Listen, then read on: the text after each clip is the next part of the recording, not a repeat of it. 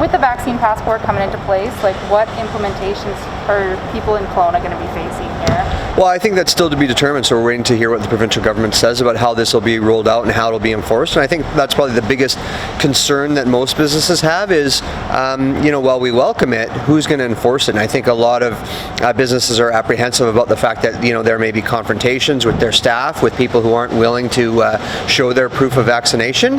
And so I can certainly understand that apprehension. And so we'll wait to see. But generally, I am very supportive of the BC vaccine card, and I really hope that those who are choosing not to get vaccinated will just do us all a favor and stay home.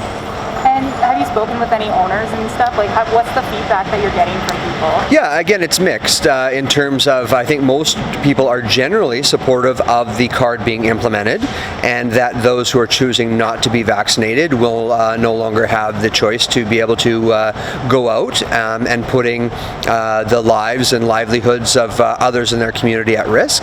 But I think enforcement is still the big piece yet to play out. I have been encouraged by the fact that I've been speaking with some business owners who plan on banding together to say, hey, we are supportive of this, we're going to support one another, and we are going to work with each other to make sure that this is enforced and get the word out that, again, if you're not vaccinated, please don't plan on visiting these businesses. And on the other spectrum of that, the Facebook page, BC Businesses Against the Vaccine Passport, gaining a lot of traction. So what can you say to individuals who aren't supportive of that? Well, I mean, I would say at this point, there's really not a lot that can be said to convince somebody who doesn't want to participate or get vaccinated, which is really unfortunate. And starting to see, protests mount. I know that there's one planned for the hospital, and I just think it's so misguided. I mean, here we have healthcare workers who are doing their best to keep people alive who are choosing not to be vaccinated, and I'm sure that's got to be frustrating for them to have to do that. But there they are, doing the best that they can under very trying times. And so I want to be on record as saying I fully support our healthcare workers. They were not responsible for this. They aren't making the decisions about the BC vaccine card or vaccinations, although they are very supportive of people getting them.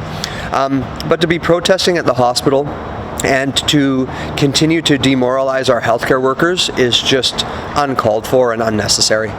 And with the protest happening tomorrow, are there going to be any additional resources there? Like, is police going to be there at all to kind of contain what may be a big crowd?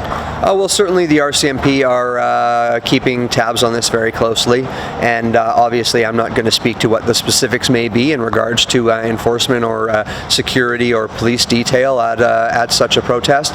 But I can tell you it's definitely top of mind. It's on their radar, and I have no doubt that they will act accordingly to make sure that the healthcare workers, whom I support greatly and admire for doing the great work that they are, feel like they're protected.